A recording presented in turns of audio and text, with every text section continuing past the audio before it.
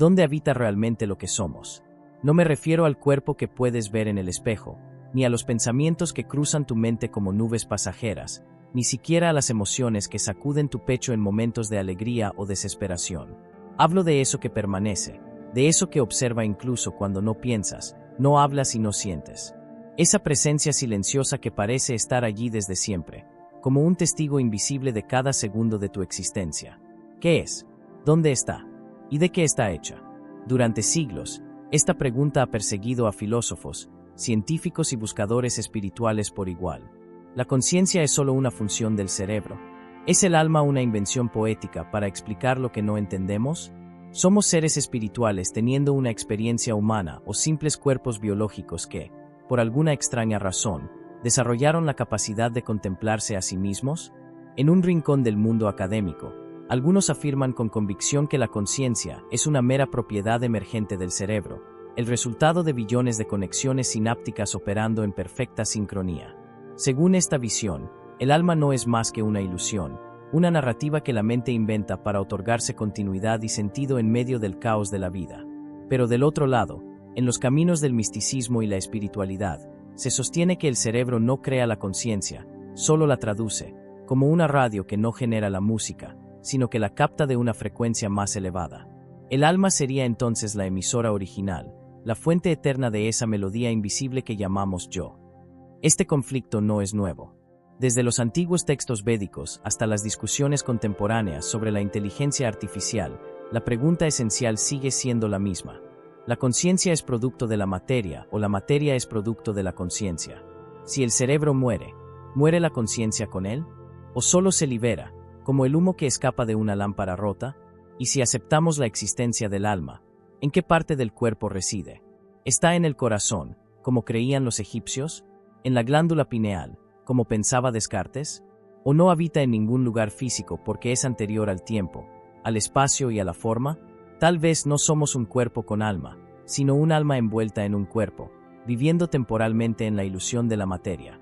Este video no pretende darte una respuesta definitiva, porque quizá no la hay, pero sí quiere invitarte a una exploración profunda, sin prejuicios ni dogmas, a mirar más allá del cráneo y del pecho, más allá de la carne y de los impulsos eléctricos, porque tal vez, al atrevernos a cruzar el umbral entre la ciencia y el espíritu, descubramos que ambos no se oponen, sino que se completan, y que lo que llamamos alma no necesita un lugar donde habitar, porque su verdadera morada es el misterio.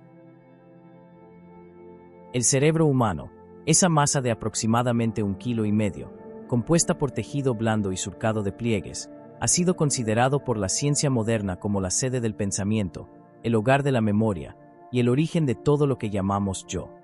Durante siglos, desde los primeros rudimentos de la neuroanatomía hasta los estudios más avanzados en neurociencia contemporánea, se ha intentado desentrañar el misterio de cómo esta estructura biológica, hecha de neuronas, glías y neurotransmisores, podría generar algo tan inmaterial y subjetivo como la conciencia. La ciencia ha logrado mapear con impresionante precisión qué zonas del cerebro se activan cuando sentimos miedo, amor o tristeza. Sabemos qué áreas controlan el habla, la visión, el movimiento. Podemos ver en tiempo real los patrones eléctricos que se disparan cuando recordamos un rostro o tomamos una decisión. Y sin embargo, por más que avancemos en la comprensión del funcionamiento cerebral, seguimos sin entender cómo se origina la experiencia interior. Este es el enigma central que muchos llaman el problema duro de la conciencia. ¿Cómo es posible que de la actividad de la materia surja una experiencia subjetiva? Porque medir la actividad neuronal es una cosa. Saber que una zona del cerebro se ilumina en una resonancia magnética cuando alguien piensa en su infancia es útil. Pero no nos dice por qué existe alguien dentro que puede observar esa infancia, revivirla, emocionarse con ella, narrarla. ¿De dónde viene esa voz interior? ¿Dónde se origina la experiencia del yo soy? ¿Cómo puede lo físico producir lo metafísico? Algunos neurocientíficos sostienen que la conciencia es simplemente una ilusión emergente, una especie de efecto colateral del procesamiento complejo del cerebro. Pero esa explicación, aunque elegante, es profundamente insatisfactoria para muchos, porque una ilusión, por definición, necesita de alguien que la experimente. Y aquí es donde entramos en un bucle lógico. ¿Quién experimenta la ilusión de la conciencia, si la conciencia no existe? Por otro lado, Hay casos que desafían la lógica materialista. Personas que han tenido experiencias cercanas a la muerte y reportan haber sido conscientes incluso cuando no había actividad cerebral medible. Individuos con hidrocefalia que poseen muy poca materia cerebral y sin embargo llevan vidas funcionales. O pacientes que, tras perder parte de su cerebro por accidente o enfermedad, no pierden su identidad ni su sentido del yo. ¿Cómo explicar estos fenómenos si aceptamos que la conciencia se produce únicamente en el cerebro? Estas anomalías, aunque a veces descartadas como rarezas, abren una puerta a otra posibilidad, que el cerebro no sea el creador de la conciencia, sino un instrumento, una especie de interfaz que la recibe, la modula y la expresa. En esta visión, el cerebro sería como un radioreceptor, y la conciencia, como la señal invisible que llega desde otro plano.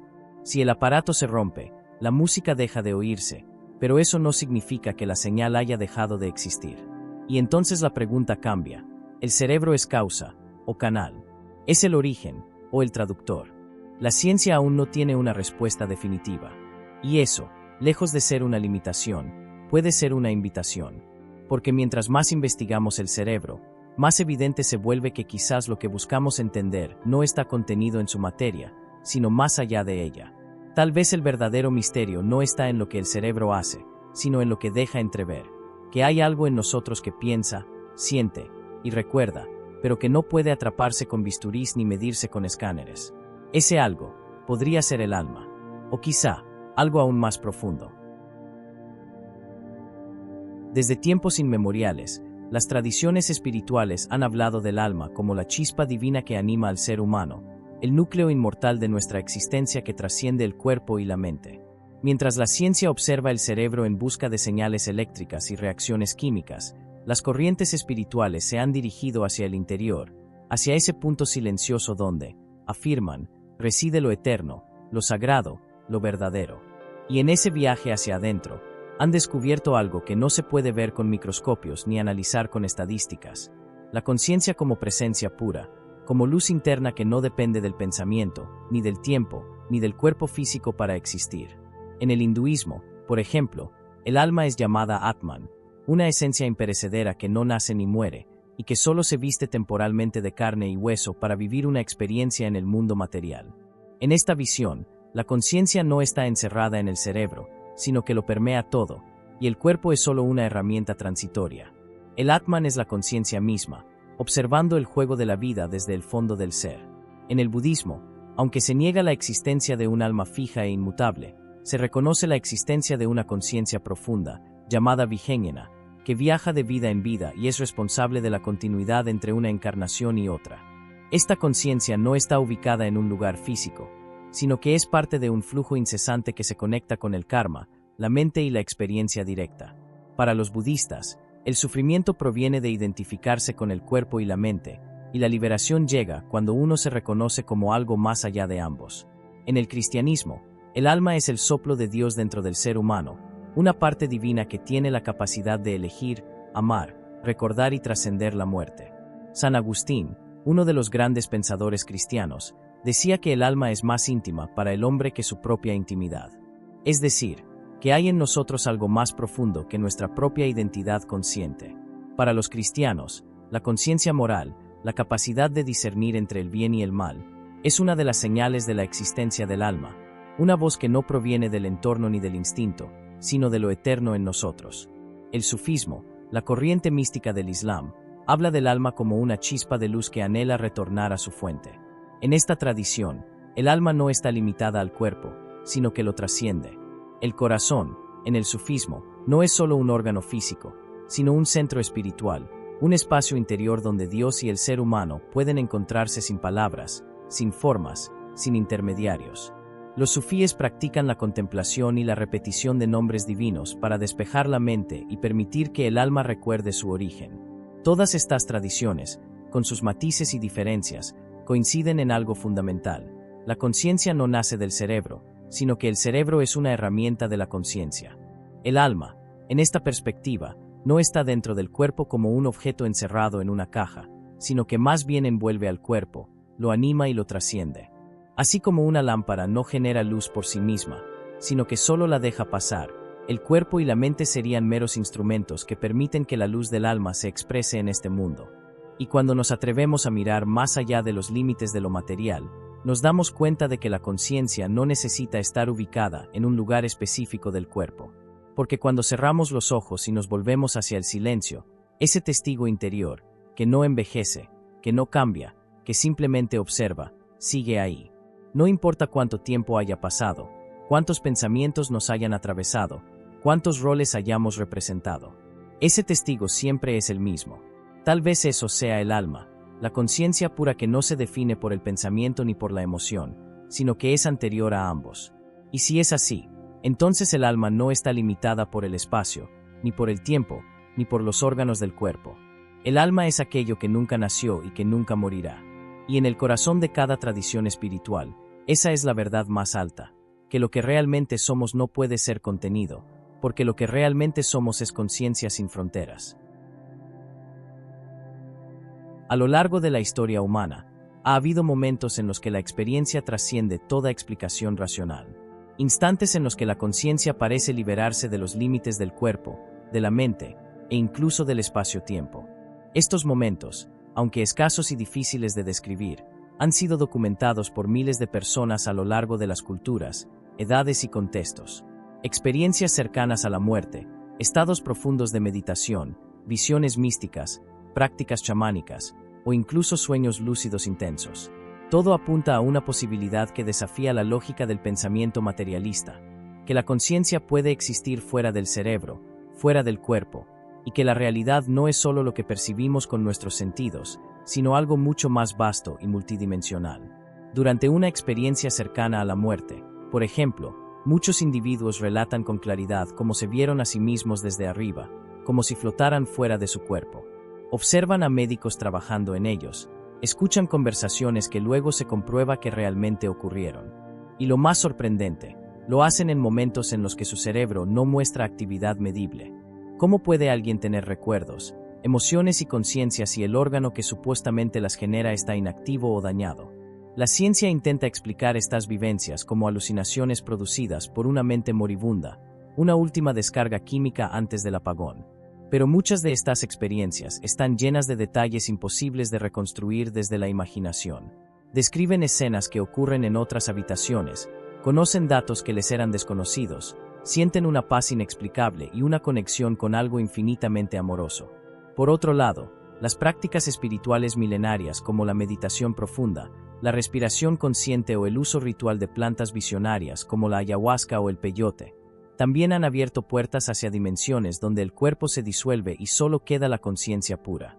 Personas que han dedicado décadas a la contemplación interna afirman que, al silenciar completamente la mente, se accede a un estado de unidad, donde no hay pensamiento, no hay ego, no hay sentido de yo, pero sí una presencia inconfundible, una conciencia que no piensa, pero que sabe, que no habla, pero que comprende, que no necesita cuerpo para sentirse viva. Estas experiencias extraordinarias han sido vividas por santos, sabios, artistas, niños, soldados y personas comunes. No importa el credo, la cultura ni el nivel intelectual. Lo que se repite es el relato de una conciencia que parece no estar confinada en el cráneo. Y si la conciencia puede observar desde fuera del cuerpo, si puede existir sin que el cerebro esté funcionando, entonces la conclusión lógica sería que el cerebro no la genera, sino que la recibe o la sintoniza. Aquí es donde surge una analogía reveladora, la del receptor y la señal. Piensa en una radio. Si destruyes el aparato, la música deja de sonar, pero la frecuencia que emitía la melodía sigue existiendo. Está allí, esperando ser captada por otro receptor. Del mismo modo, si el cuerpo muere, si el cerebro se apaga, ¿significa eso que la conciencia desaparece? ¿O simplemente deja de manifestarse en esta dimensión, esperando otra forma para continuar su viaje? Este modelo ha sido propuesto por algunos físicos y pensadores que consideran que la conciencia no es una propiedad emergente de la materia, sino un campo fundamental, como lo es la gravedad o el electromagnetismo. Un campo de conciencia que lo permea todo, y al que cada ser accede momentáneamente a través de su cuerpo y mente. Y si eso fuera cierto, entonces lo que llamamos alma no sería una parte del cuerpo, sino una manifestación de ese campo infinito, una gota del océano que toma forma durante un tiempo para luego regresar a su origen. A la luz de estos testimonios y teorías, debemos preguntarnos, ¿qué es más racional? Seguir creyendo que todo termina con la muerte del cuerpo, aunque eso no explique los fenómenos que hemos mencionado, o abrirnos a la posibilidad de que lo que somos no está limitado por la biología, y que el alma, la conciencia, o como queramos llamarla, es en realidad una expresión transdimensional, una inteligencia viva que opera más allá del tiempo y el espacio. Quizás no tengamos todavía las herramientas para medir lo que el alma es, pero las experiencias humanas, los relatos sinceros y los silencios profundos de los místicos nos susurran que hay algo más, algo que no se apaga cuando el cuerpo cae, algo que no puede ser diseccionado, ni etiquetado, ni contenido, algo que simplemente es. ¿Dónde está el alma? ¿En qué rincón del cuerpo reposa esa esencia invisible que parece acompañarnos más allá del pensamiento, más allá del lenguaje, incluso más allá de la muerte? A lo largo de la historia, esa pregunta ha sido el punto de partida para innumerables tradiciones filosóficas, religiosas y científicas. Y aunque no hay consenso absoluto, sí hay una constante. El alma es una realidad que escapa a las coordenadas físicas. No se puede señalar con el dedo, no se puede extraer con una cirugía ni capturar en un laboratorio. Pero su influencia, su presencia, su susurro, se hace sentir en cada acto de conciencia, en cada instante de lucidez, en cada despertar interior. Durante siglos, distintas culturas han intentado ubicar el alma dentro del cuerpo humano. Los antiguos egipcios creían que residía en el corazón, órgano sagrado y símbolo de juicio. En sus ritos funerarios, no era el cerebro lo que conservaban, sino el corazón, pues consideraban que ahí moraba el verdadero ser. En cambio, algunos sabios griegos, como Platón, hablaban del alma como una entidad tripartita, ubicando su parte racional en la cabeza, su parte volitiva en el pecho y sus deseos en el abdomen. Esta visión reflejaba una búsqueda de orden en la complejidad humana, una forma de entender cómo nuestras distintas fuerzas internas podían tener también diferentes moradas. En tiempos más recientes, filósofos como René Descartes propusieron que el alma habitaba en la glándula pineal, ese pequeño órgano en el centro del cerebro que, curiosamente, aún hoy conserva un aura de misterio. Para Descartes, era el punto de encuentro entre el mundo físico y el mundo del alma. Curiosamente, muchas tradiciones orientales también otorgan importancia a esta glándula, relacionándola con el tercer ojo, el centro de la intuición y de la percepción espiritual más allá de lo visible. Otras corrientes más modernas sugieren que el alma no se encuentra en el cuerpo, sino que lo rodea, lo envuelve, lo penetra como una nube energética. Es el caso de la teoría del aura, o campo electromagnético humano, que considera al alma como una vibración sutil que se manifiesta a través de capas energéticas invisibles al ojo físico, pero perceptibles por quienes han desarrollado una sensibilidad especial. Estas capas estarían relacionadas con los pensamientos, las emociones, la salud física y, por supuesto, con la conciencia más elevada. Incluso algunos científicos contemporáneos han comenzado a abrirse a la posibilidad de que el alma no sea una entidad localizada, sino un patrón de información distribuido en un campo cuántico.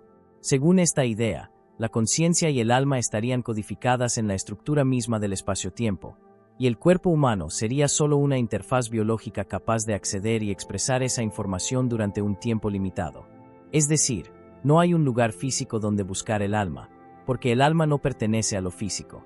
Es, en cierto sentido, la información eterna que toma forma momentáneamente como tú.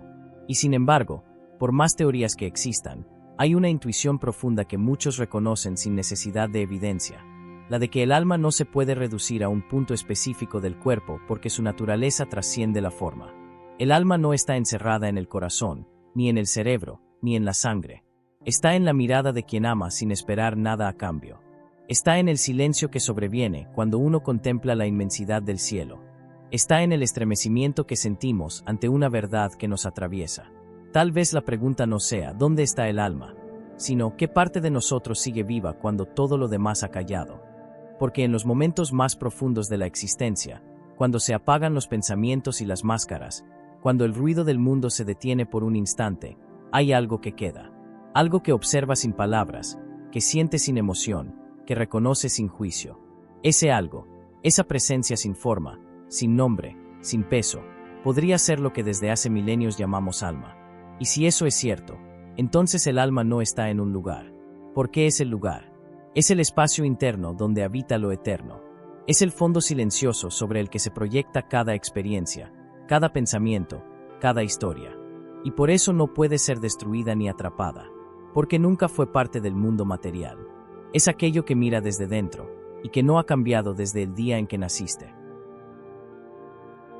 A medida que avanzamos en este recorrido por el misterio de la conciencia y el alma, llegamos a un punto crucial, la posibilidad de reconciliar lo que durante siglos se ha visto como opuesto.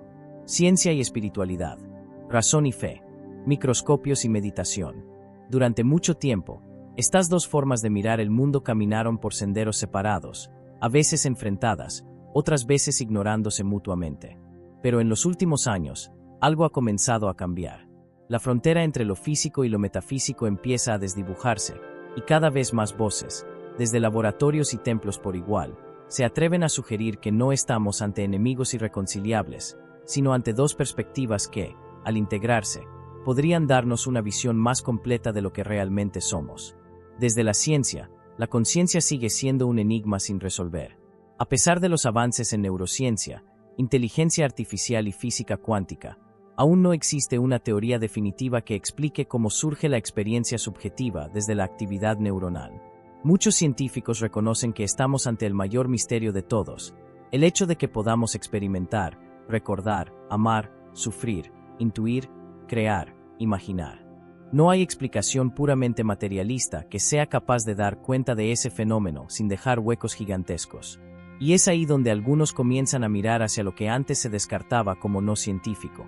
La posibilidad de que la conciencia no sea producto de la materia, sino su fundamento.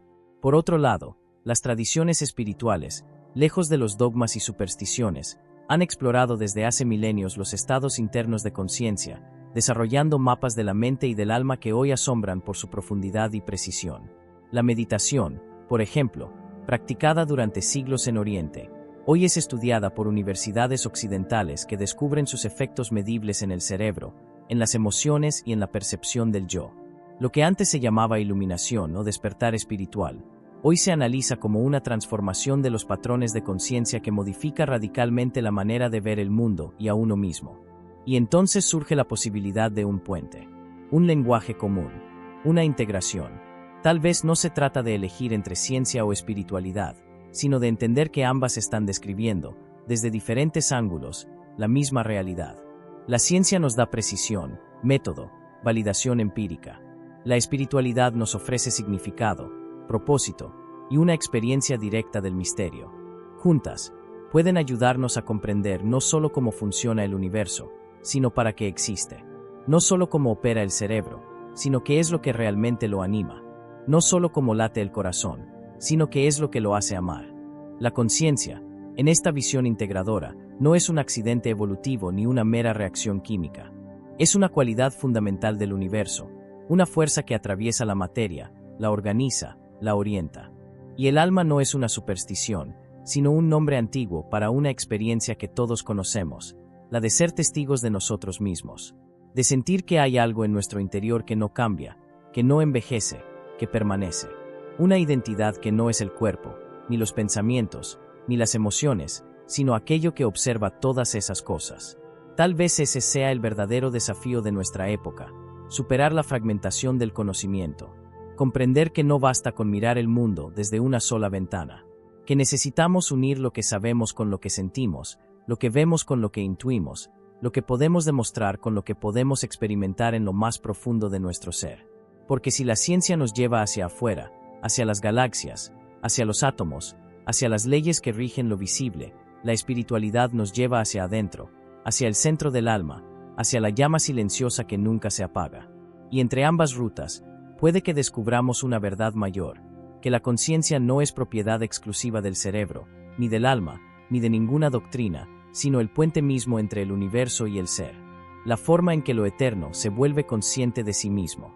Tal vez no estemos aquí para resolver el misterio, sino para habitarlo, para honrarlo, para vivir con la humildad de quien sabe que la verdad no siempre se puede encerrar en palabras, pero puede ser reconocida en el silencio interior. Ese silencio donde ciencia y espíritu finalmente se dan la mano.